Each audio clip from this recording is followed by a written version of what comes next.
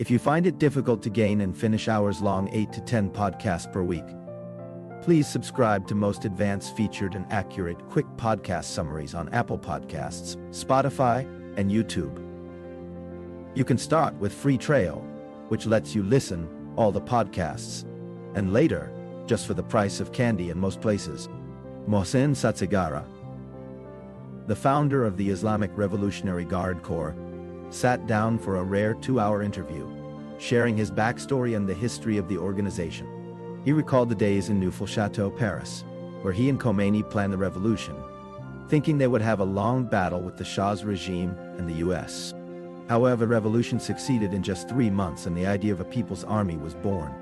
He also mentioned that the organization was meant to prevent military coups, drawing from the experience of the nationalist government of Dr. Moussa Adavan.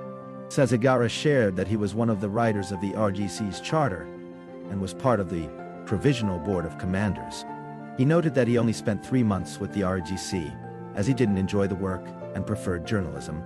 He then moved on to work at the National Radio and Television of Iran, which was owned by the government.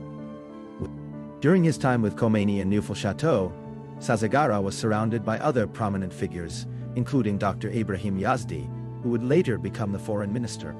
Yazdi was the one who brought Khomeini to Paris from Najaf and helped him settle in France. Sazegara also mentioned that he was a member of the Liberation Movement of Iran Abroad, a secret organization that was illegal in Iran at the time. The conversation also touched on the topic of sanctions in Israel, with Sazegara sharing his thoughts on the impact of sanctions on the Iranian people. He also discussed the role of the IRGC in the region, including its support for Hezbollah and Hamas. The second half of the interview became heated, with Sazegara disagreeing with the host's characterization of the IRGC's actions as brainwashing.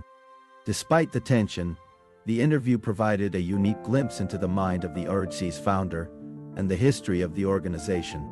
If you want to listen to the complete summary, please subscribe to Quick Podcast Summaries on Spotify and Apple Podcasts for less than the price of candy in most places.